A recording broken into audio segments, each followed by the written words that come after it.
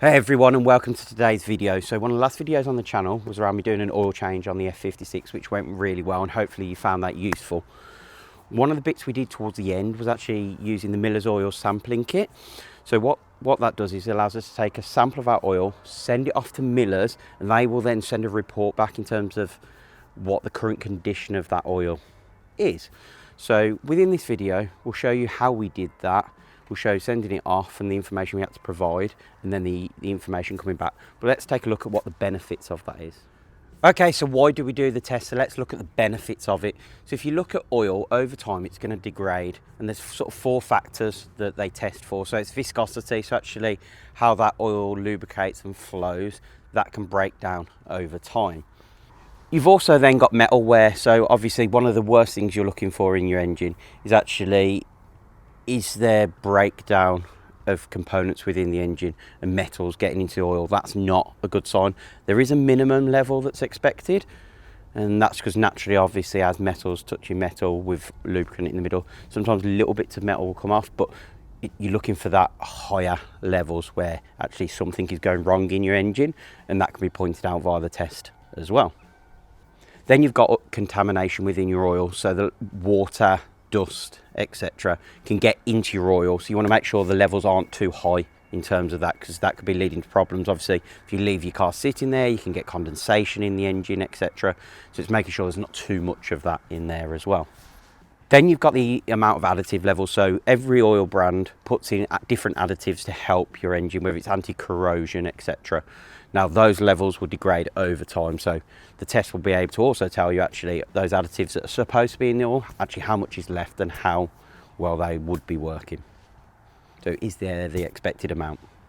That's where the extra information that you give Miller's on the form will help. If you were able to tell them what oil was in there previously, they'll know the sort of additives that are supposed to be in there, etc. They can test for all of those, then be able to give you a really good and helpful report on your oil standards. Okay, so now we know what the kit is and why we'd do it. Let's jump in and look at how we actually collect the sample and send it off to Miller's. Okay, so we're going to use our oil sample kit. So this is something you can buy from Miller's on their website.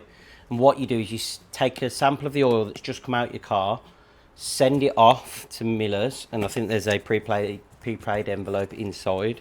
Yeah, there is, just in there. You get this little sample bottle, and all you do is just fill this up with the oil. So what we'll do now is we'll get as much oil as we can. It's going to be a bit messy, but I've got a cloth to hand. So I think that's more than enough. We'll just give that a bit of a wipe over. And what we do, we stick that in that envelope, and hopefully we should get the results back from Miller's. And what we'll do a bit of a segment at the end of the video in terms of actually what was the quality of the oil that was in there and what potential issues do we have, if any, with the F56. Okay, so just in the kit, before I send it off, you've got the instructions on how to use it. You've got the form that you have to fill in. So you just put in all your details, type of oil, everything else that you know about it. And then you've got a prepaid envelope that you then send that back to Miller's, and they'll send their assessment back to you. Okay, take your oil sample and put it in the postal tube. Get your completed form, put that inside your prepaid envelope. Let's open that up, put our oil sample in there, put our completed form. We can seal that up and stick this in the post. Okay, so now we've received the report back. Let's jump into the laptop. We'll actually walk you through the condition of the oil. Fingers crossed it's good. Okay, so I took this sample off to the post office, put it in the prepaid envelope, sent it off, and a couple of weeks later maybe, I received back an email with PDF attachment which had the full report in terms of the current quality of the oil that was removed from the F56. So as you've seen, the F56 is in bits now. That car's going. That's my daily car, and I've actually got a replacement car coming. So the next video on the channel will be actually the introduction of my new daily driver, which, surprise, surprise, is another Mini, but something a little bit different. So we'll cover that in a future video. But for me, that means that this report is really important. It tells me the quality of the oil, and it gives any potential buyer of the engine an idea of any issues that may be happening. So obviously the report isn't going to diagnose every problem there is with an engine, but if there is any concern in terms of the metal wear within the engine, etc., that will be highlighted and then gives the buyer an idea of actually if there's any potential concerns that they may have to be worried about. Okay, so let's jump into the PDF I received now. So I put it up on the screen. You can see I've just got to blur out some of my details, but what you'll see, it tells me obviously the registration, the car itself, so what details I gave to them, the date that I took the oil sample, and the mileage of the oil. Now, I didn't know how long that oil had been in there, so I don't know whether I actually did an oil change on this car. I can't remember. So I just sent it back saying I don't know how long it's been in there. I think I may have got Mills's Autos to do an oil change on this car when I got it, but this at least gives me an idea of the beginning of December, actually what the quality of my oil is. So it talks about appearance and density and viscosity. We can see calcium and zinc levels. Does any of this really make sense to me? Not really, but that's where the benefit of this report comes in, because you get all the technical detail that you, if you want, that it's there for you to read. So you can see we've got fuel dilution is 0.5. There's 0% soot in there. There's moderate levels of nitrogen and oxidization. Is that good or not? That's where the next part of the report goes in. So if we flick down to that, we'll then look at the next page, and that's where Millers do a great job of just summarise it in easy to understand language. So for me, my diagnosis or action section at the bottom, the viscosity is consistent with an SAE 30 grade oil, which is what I'd expect to be in there. Fuel dilution is acceptable and not excessive, so there's a bit of fuel in there, which you get unburnt fuel sometimes getting into the oil.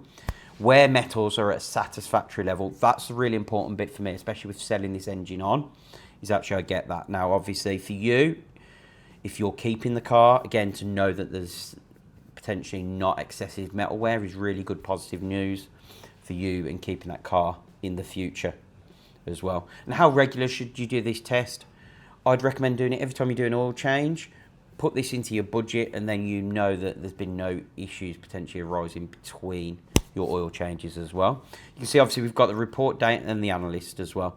So they obviously have to put in there that the comments are advisory only. So there may be things that they miss, and that's where this test isn't 100% going to diagnose, oh, I've got a problem with my pistons or this, that and the other.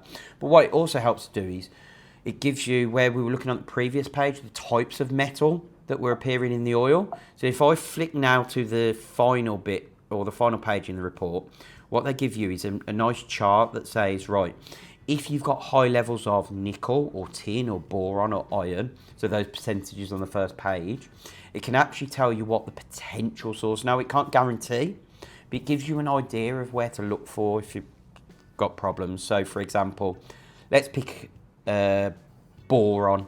So if there's high levels of boron in your oil, that could come from additive internal coolant leak, brake fluid contamination into that oil. If you had excessive chrome, for example, that could be bits in your engine, like the liners, the exhaust valves. It could be the roller bearings in the transmission. So it sort of gives you an idea of potentially where that metal is used in the car and how that could get into the oil.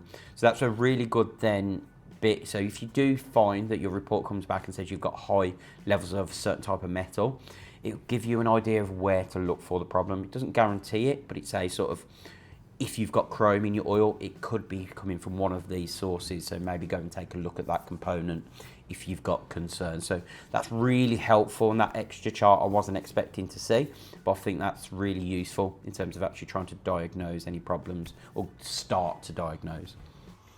Okay, so hopefully that was super simple and easy to follow.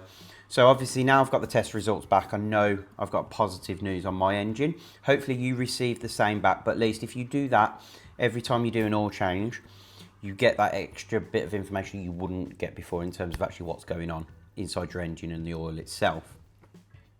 Obviously, my engine's for sale because of what I mentioned earlier in terms of replacing my daily. So expect to see plenty of new content going into 2026. So we've got a full set of videos already recorded and ready to go. So we're going to start regular updates after this video so that you can actually see me getting my new daily back on the road. It's a little hint. And then obviously modifying it. We're not going to keep it standard. We're definitely going to make sure we can utilise as many modifications, let's just say, as possible going forwards.